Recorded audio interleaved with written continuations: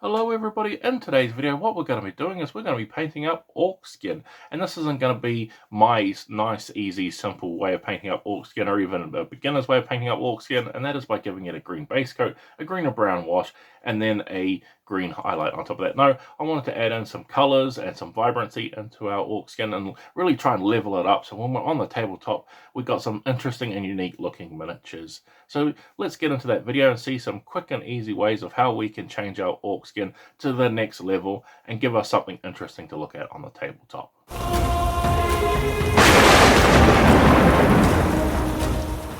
Okay, so the first thing you want to do is you want to grab your orc model. You can use any orc model for this. This is going to be for any miniature. This is not just for warhammer or anything like that. This is for any orc miniature that you want to level up your orc skin. So as you can see here, I've got a WizKids orc here, and I'm coming in with a green. Now I'm going to be using a mid-tone green for this. This is goblin green that I'm using. This is going to be great, so that way I've got a choice of whether I want to go darker or lighter with this. Sort of the best place to start off with when you're adding washes and things like that.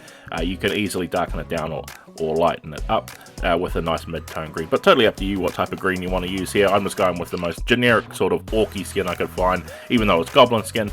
We're using it for our orc skin here, so just giving it, of course, a nice good overall base coat, going with nice thin layers, so probably 2 thin coats is what you want to do here. So once we've got that, we can move on to our next step. Okay, so then once we have that base coat completely dry, what we're going to do now is we're going to come in with a wash. And this here is athonian camoshade. This is a green wash. Now, I know what you're going to be saying here. You're going to be saying, hey, hold on a minute. You just said we're going to do something different from our green base coat and then a green or brown wash and then a green highlight. Yes, we are going to be doing that. We just want to do these couple of basic steps here before we move on to our area where we're going to be doing our most of our work to be making it look a little bit different, but we need to have sort of an established shadows areas and mid-tone areas, and then we need our green and our wash to do that as well. So this is what we're going to do first, and then this is where, when we move on to the next step, this is when we're going to start going into making our orc skin look a little bit more interesting, but we need to cover these 2 basic things first. So now that we have those complete, what we're going to do is we're going to come in with a highlight color, and this is going to be another green. This is a lighter green. Now, so you know, I said here that we need to get through some of these basic steps, and what I did forget to say when we're doing the washes, we still didn't need to put a green highlight. We still need to have somewhere where the areas are highlighted, but what we're going to do is, of course, just be aiming for those highest points, like on the bridge of the nose, eyebrows, and that, mainly concentrating onto those real high point areas where the sun would naturally hit. And then what we're going to do from there is then we're going to take it from the next level, because basically I wanted to do it so you can just add onto it from any orc skin you've already painted. So if you've just gone with the same steps and giving it a green base coat, a green wash, and then a green highlight, I wanted to make it so you could add on to it on any orc miniature. So if you think this looks interesting and unique, that you could grab a miniature you've already painted up and try and level it up just from there. So that was the whole thought process behind it, but we need to get through these basic steps first. So let's move on to the next step.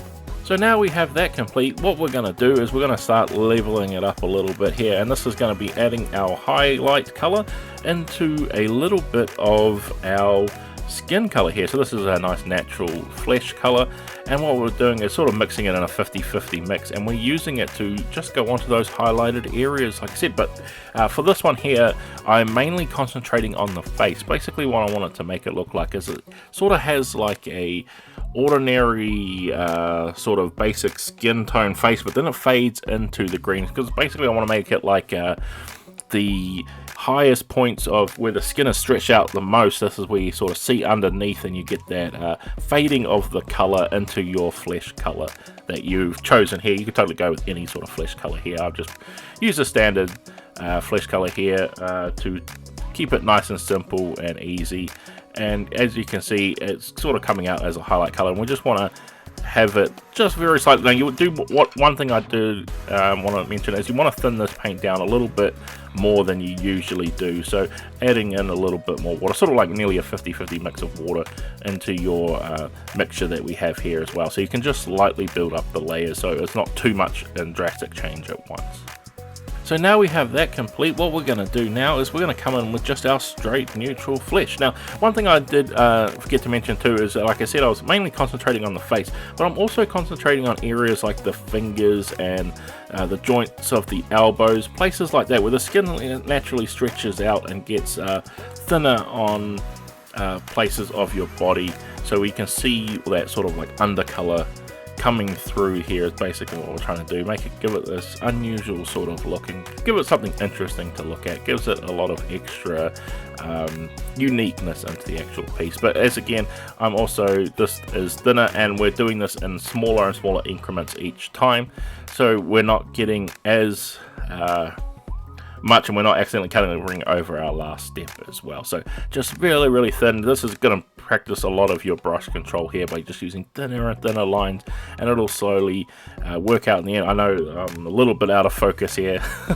so it's a little bit harder to tell what I'm doing here, but I'm just very slightly going in. Switch to a smaller brush if you need to. This might help when you're practicing your brush control, and you can see that just by adding it on thinly into those areas, you can really pick out some of those places to have that more skin tone color. So there you can see it, that we have all our skin tone complete and we've got some interesting looking texture. Now what I'm doing is I'm adding a yellow wash here. Now this is totally up to you. This was just me trying an experiment because like I said, I was just coming up with this technique as I was doing it here. So you're seeing me do it for the very first time. I didn't practice anywhere else. But what I wanted to do was see what it would look like if I added just a thin yellow wash over top to change that from a skin tone color to more of a yellow color. Give it something more interesting to look at. Totally up to you if you want to stick with the skin tones here, or if you want to make it more little bit more otherworldly like I was trying to do here by giving it a yellow wash over top. And this of course will combine all of those layers of paint that we've got together all nice and cohesively. If you're not quite sure on your layering yet and you want to hide it a little bit, placing a thin down wash right over top can really help smooth those layers of paint together. So totally up to you if you want to do this step or not here. I just wanted to see if it would work, and I'll try it on camera because I like to show you my first-hand experience of trying these things, and I still think it came out quite interesting and unique. But let's check out what that miniature came out like in the end. Okay, so now we have that complete. What I'm going to do is I'm going to show you another way you can paint up some orc skin here. This is going to be different from the first one, so hopefully give you some different ways of thinking about how you can paint up your orc skin when you're doing it with your armies or miniatures. So let's get into that and see how we can paint it up even differently again by still giving it an effective look on the tabletop. So for this second orc here, what I've done is I've just given it the same green base coat, but this time instead of giving it a wash and a highlight over top, I'm going to be using this color here that I have, which is a sort of pinky purplish color, and I've thinned it way down to sort of like a glaze consistency. And what I'm doing is I'm aiming for all of the joints and areas between the muscles, areas where a wash would naturally go. If you wanted to make this step maybe a little bit quicker, you could maybe take it as like a whole wash and give it a good blanket overall cover. But I was being a little bit more selective. I wanted to pool in these areas, so rather than a wash where you're just trying to get all the shadows, this one I'm intentionally trying to make it pool in those areas, so we've got that pinky purplish color into those areas that we want it to do. And like I said, with our last step is we want to be concentrating on areas like the fingers, the joints, all of those types of places. The good thing about this model is it has some of those nice deep areas where the mold has sculpted it nicely, so you can easily get some of that wash in there. So just applying that, and then like I said, a nice thin wash like consistency with the paints that we've got here. Then once you have that completely dry, what we're going to do is we're going to come in with our original color of our orc skin here, and I'm going to use this for the highest points here, the places where you would naturally put the highlights. I'm just sort of shrinking that down just a little bit of where you would naturally point the highlights, just so it's a bit more focused and a bit more of that higher point of the skin, so you still get that little bit of transition between our pinky purplish wash area and the highest point. So I'm just sort of taking it back like that, half a brush width sort of thing. So a little bit hard to explain here, but what I'm saying is where you'd naturally do the highlights, I was just sort of like shrinking that down by about 10%. So I've got that little bit of transition color of where that pinky purplish area bleeds into the high point. So this would be a lot more effective where if you give the targeted wash that I did here, a more blanket overall wash, it could make it a little bit more effective, but it gives you a little bit of that area to play in, and it's just a matter of picking out those highlights like I said.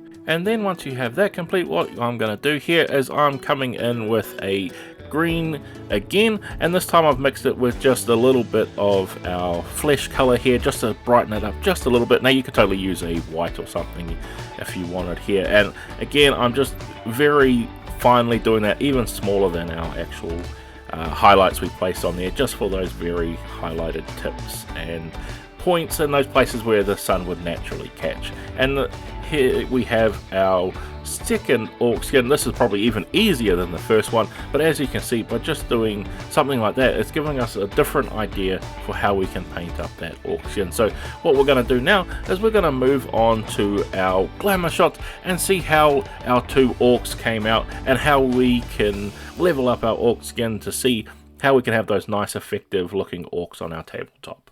And there you have it. That's some interesting and effective and quick and easy ways that you too can paint up your orc skin to look a little bit more interesting and effective on the tabletop. So I hope this video has been helpful for you guys in finding out some quick and easy ways that you can level up your orc skin. As well as that too, I also painted up an extra orc off camera that I did the exact same technique with our second orc here, but all I did was add in a red instead of where the pinky purplish color was, and I wasn't too sure about that. I didn't catch it on camera, unfortunately, but as you can see, I thought it might have given off the effect like he's got like sores or scabs over him, but that's why I went with the pinky purplish one instead. But I still hope that this can still give you some ideas of how you can easily just change out a color or two here to give you some extra interesting looking models to have on your tabletop. So like I said, guys, I hope this video has been helpful for you to give you some inspiration in painting up your own miniatures. But with all that said, guys, I'd like to thank you all for watching, and I can't wait to see you all in the next video.